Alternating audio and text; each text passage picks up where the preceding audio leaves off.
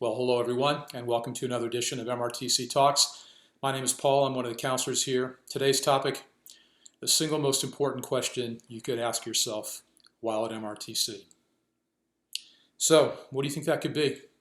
Is it, am I ready to give up drugs and alcohol? Is it, am I willing to give up drugs and alcohol? What do I need to do after MRTC to be able to stay sober? Will I make it? Those are all obviously important questions, to be sure.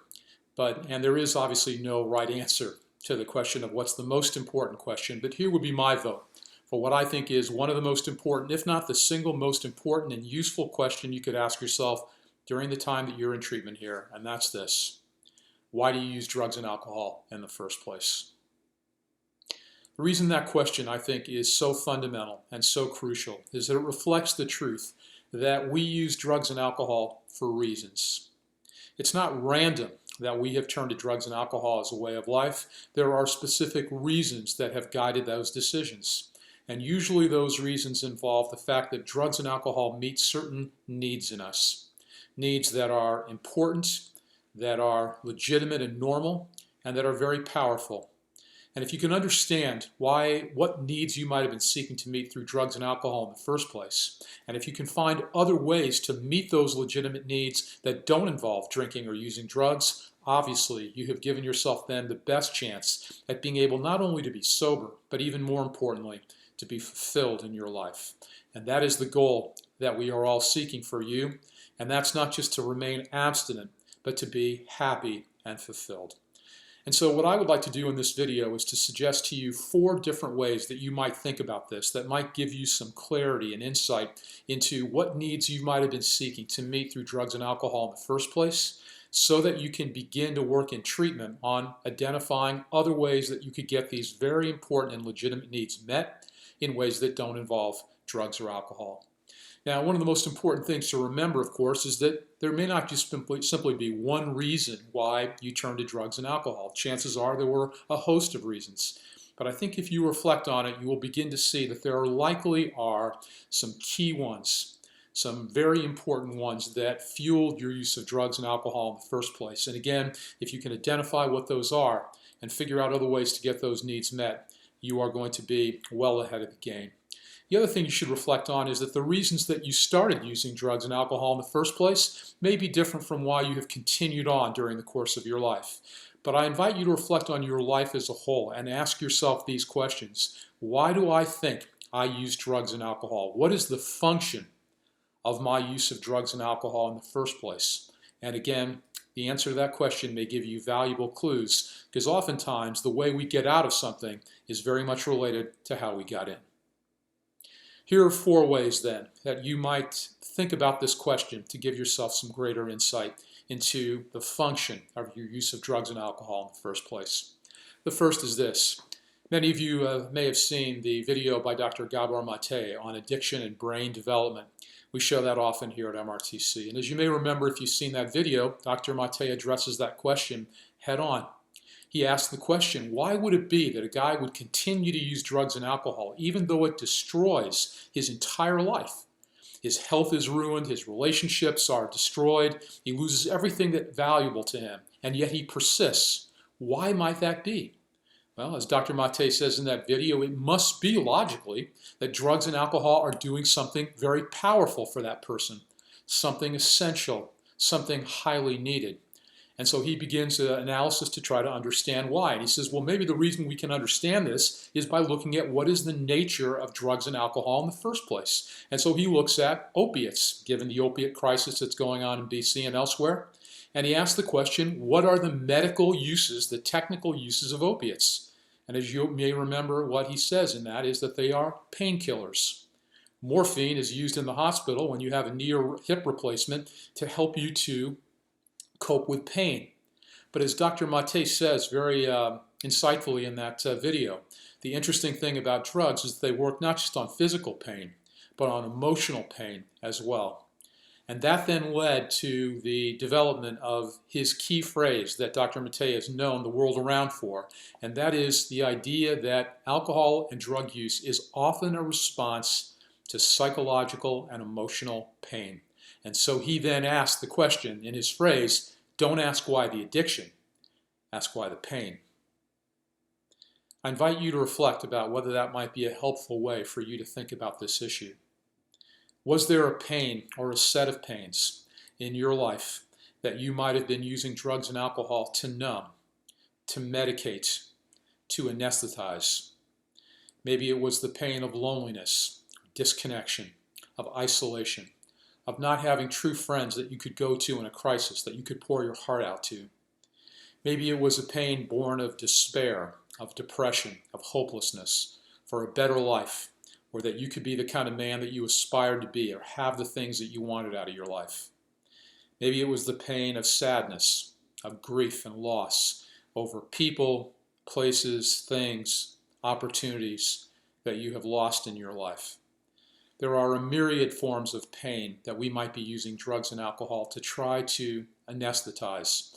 I invite you to think about that question in terms of whether it gives you any insight in terms of why you've used in the first place. Don't ask why the addiction, ask why the pain.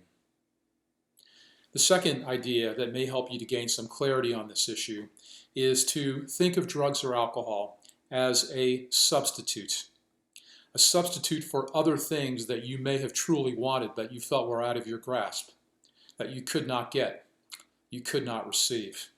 The idea here is that perhaps drugs and alcohol was never what you were seeking in the first place. That's not what you ever wanted. You wanted something else, something more significant, something more profound, but something that, again, you felt was out of your grasp. What might be some of the things that you might have wanted? Maybe you wanted the companionship of good friends. Maybe you wanted an end to loneliness. Maybe you wanted a belief that you were enough, that you were worthy, that you were sufficient. Maybe you wanted some sense of hope for the future, a sense of meaning and purpose, a life that you could bear living in, a sense of wanting to feel calm and not anxious, not worried, a sense of tenderness, reconciliation, forgiveness, a sense of being able to not regret the past, but to look forward to the future, an ability to sleep well, an ability not to be haunted by the demons of trauma. All of these things may have been things that you might have been looking for in the first place. Drugs and alcohol were simply the next best substitute because you could not get what you truly wanted. Viewed in this way, if you're a drinker, you drank alcohol, but what you were really thirsty for was something far different, far more significant, far more profound. I invite you to reflect on those questions of, was there something else that you wanted in your life that you felt you couldn't get? And so drugs and alcohol became the next best substitute.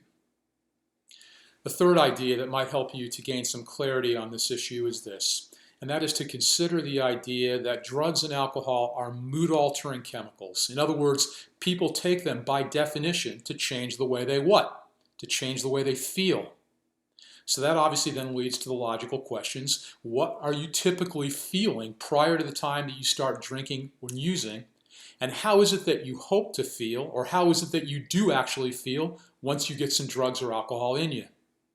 The difference between those two states, the current emotional state that for whatever reason is not satisfactory, and the desired for, the hoped for, or the actual change in emotional state that you get when you consume drugs or alcohol. The difference in those two states reflects a measure of the possible need that you might have been using drugs and alcohol in the first place.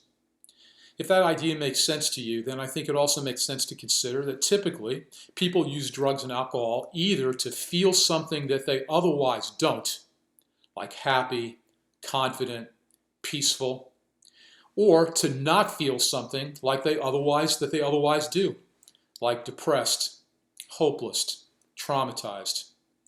But that question, thinking about the fact that drugs and alcohol are mood-altering chemicals and that by definition people take them to change the way they feel, may help you to gain some greater clarity and insight into why you use drugs and alcohol in the future, or in the first place. The fourth and last way involves an instrument that perhaps you will be given at the end of this video. That is something which is called a decisional balance grid.